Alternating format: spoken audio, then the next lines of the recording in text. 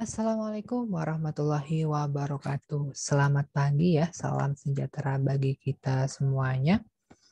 Baik, pertemuan kali ini adalah pertemuan yang ke-11 ya, mengenai perkembangan teknologi dalam agribisnis, teman-teman semuanya. Oh ya, saya ingatkan kembali ya, bagi teman-teman nih yang ingin mendapatkan nilai bagus, dalam mata kuliah pengantar agribisnis, teman-teman harus rajin-rajin membaca PPT. Baik dalam PPT Sigma Course maupun PPT yang ada di e-learning ya, Evieta. Oke, kita langsung saja ke materi ya teman-teman, yaitu materi yang ke-11 tentang perkembangan teknologi dalam agribisnis. Next.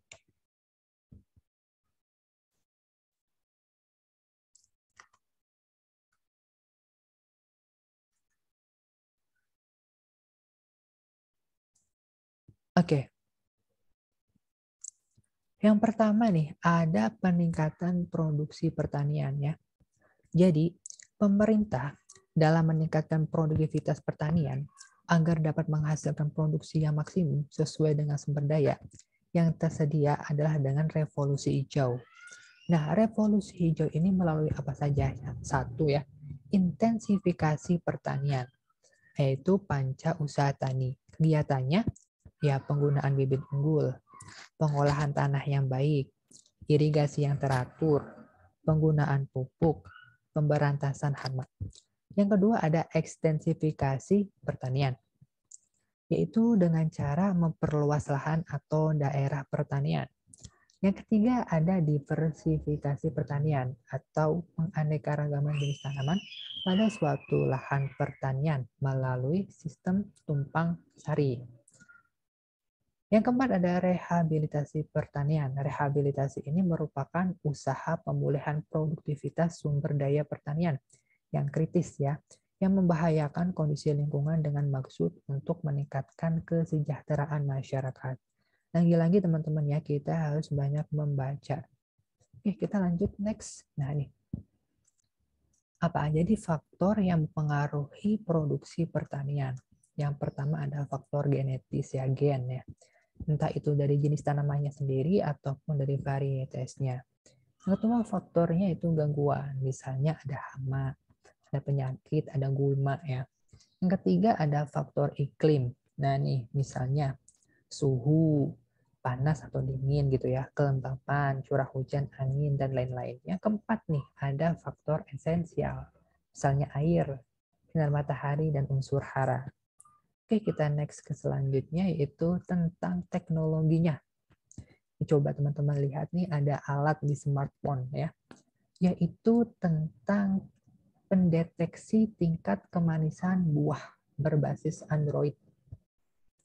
Nah, alatnya itu bisa ya mengukur tingkat kemanisan buah melalui proses scanning buah dan hasil dapat diperoleh kurang dari 10 detik. Nah, ini adalah contoh teknologi ya yang sudah ada. Lanjut ya. Nah, ini juga ada nih. Pembuatan dried fruits. Teknologinya sama ya. Pakai sun drying dan artificial drying. Ini prosesnya ya, bisa dilihat. Dari kupas, diiris-iris ya. Terus dikeringkan, dikemaskan. Dikeringkannya ini pakai sun drying ya, atau artificial drying. Nanti ada penjelasannya. Oke, kita next ke vegetables chips. Sama ya, ini adalah prosesnya dan di sini menggunakan vacuum frying ya. Ini contohnya. Oke, next. Nah, ini contoh produknya nih, Fruity. Snack skin fruit chips atau jackfruit chips. Oke, ini adalah contohnya. Nah, ini penjelasannya. Apa itu vacuum frying, apa itu sun drying, dan apa itu artificial drying ya. Kita baca koran ya. Vacuum frying atau mesin keripik buah merupakan mesin yang berfungsi untuk aneka gorengan keripik dengan aneka bahan dasar yang lebih basah. Nah, seperti menggoreng buah apel, nangka, salak, dan juga semangka. Bahkan juga dapat menggoreng berbagai aneka sayuran seperti kentang, brokoli, dan lain-lain. Sistem penggorengan dengan suhu rendah dan memakai sistem vakum menjadikan kualitas produk hasil penggorengan ini memiliki kandungan yang hampir sama dengan kualitas aslinya. Selain itu, penggunaan model vakum ini pemakaian minyak goreng lebih irit ya dan tahan lama, tidak cepat rusak. Kemudian ada sun drying. Ini merupakan suatu proses untuk mengurangi atau menghilangkan sebagian air dari bahan pangan dengan cara mengupas air dengan memanfaatkan energi panas matahari langsung ya. Aplikasi pengeringan alami banyak diterapkan pada berbagai bahan makanan seperti ikan asin, kopi ya, kacang, dan lain-lain. Kemudian artificial drying ya. Ini adalah suatu proses untuk mengurangi atau menghilangkan sebagian kadar air dari bahan pangan dengan cara menguapkan air gitu ya. Sama halnya dengan sun drying ya.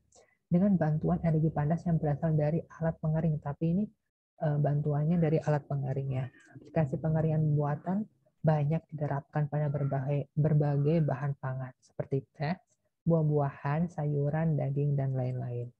Oke ya. Kita langsung next ke pembahasan soal. Oke, siap ya. Latihan soal pertemuan 11, pengantar agribisnis. Soal yang pertama, yang termasuk dalam tahapan adopsi suatu produk adalah awareness, interest, evaluation, atau benar semua. Seperti biasa, kita kasih waktu 5 detik untuk menjawabnya.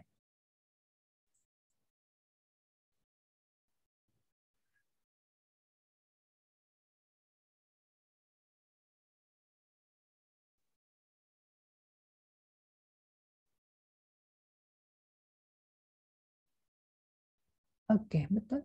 Jawabannya adalah benar semua. Nah, ini penjelasannya ya. Diperhatikan.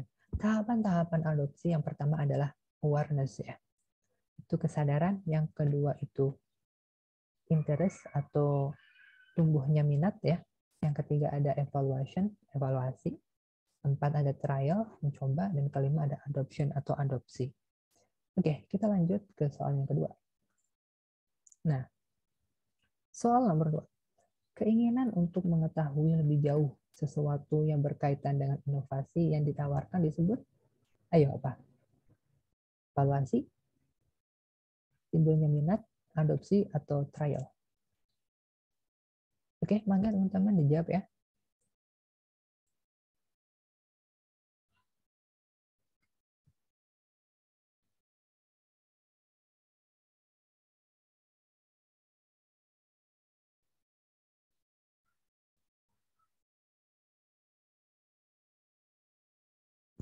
Oke, betul. Jawabannya adalah B, interest. Nah, ini adalah penjelasannya. Tahapan-tahapan adopsi adalah satu, awareness atau kesadaran itu adalah sasaran mulai sadar tentang inovasi yang ditawarkan oleh penyuluh. Yang kedua ada interest atau tumbuhnya minat. Apa itu? Keinginan untuk mengetahui lebih jauh sesuatu yang berkaitan dengan inovasi yang ditawarkan. Ketiga ada evaluasi, itu penilaian terhadap baik atau buruk atau manfaat inovasi yang telah diketahui informasinya secara lebih lengkap ya. Yang keempat ada trial atau mencoba, yaitu melakukan percobaan dalam skala kecil untuk lebih meyakinkan penilaiannya.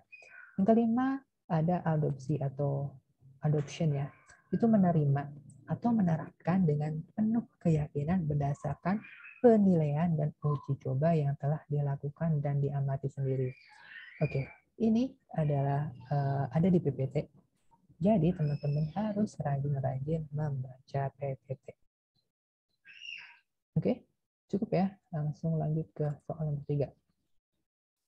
Nomor 3 adalah yang termasuk kategori atau guru pengadopsi berdasarkan itu kecepatan mengadopsinya adalah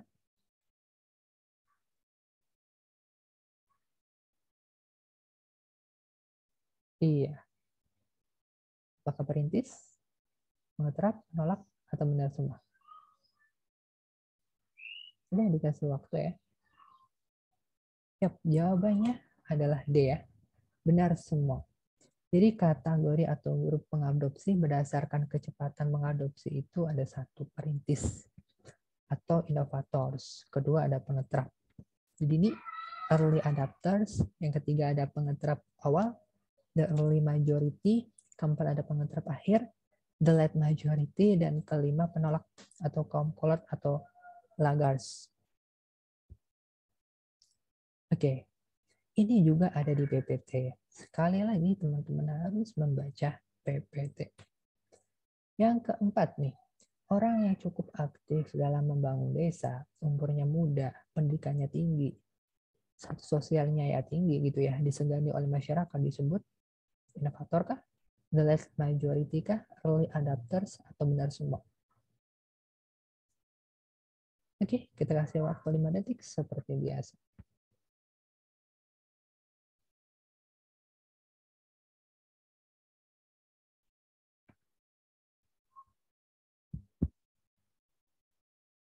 Yap, benar. Jawabannya adalah C. Early adapters ya. Kita lihat pembahasannya. Nih, perintis atau inovators itu adalah orang pelopor atau orang-orang yang pertama ya dalam suatu wilayah tertentu yang paling cepat mengadopsi suatu inovasi. Nah, dia tuh memiliki rasa ingin tahu dan cenderung individualis. Itu orang yang perintis. Kemudian ada pengetrap dini atau early adapter, yaitu orang yang aktif dalam membangun desa. Umurnya muda, pendidikannya tinggi, status sosialnya agak tinggi. Itu adalah pengetrap dini. Kemudian ada pengetrap awal ya. Pengetrap awal ini itu golongan yang mudah terpengaruh bila hal baru telah disadari dan diyakini keunggulannya ya, mudah terpengaruhi gitu ya. Yang keempat ada pengetrap akhir atau the late majority, itu orang yang lambat menerima inovasi. Kedudukannya ya rendah gitu ya, ekonominya maksudnya di sini, kurang semangat dalam usaha taninya. Kedua ada penolak ya, ini kaum kolot ya, usia tua, statis dan pasif terhadap perubahan. Nah, ini agak kurang rasional. Oke, kita ke soal yang terakhir. Itu ada soal nomor 5. Faktor yang mempengaruhi kecepatan adopsi yaitu ada A, B, C, D. Enggak, teman-teman silakan menjawab, dikasih waktu 5 detik.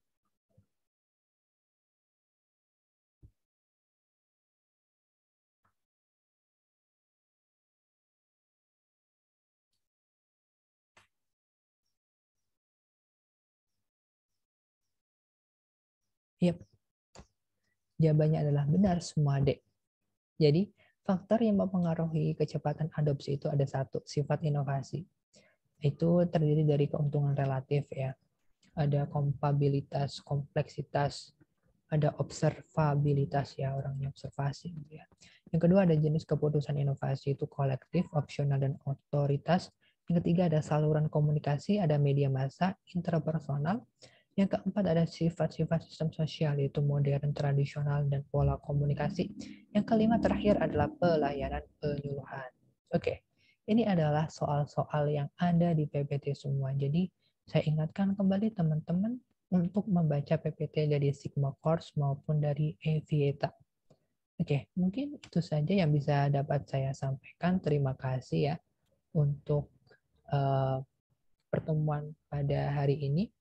See you di Sigma Course selanjutnya. Goodbye.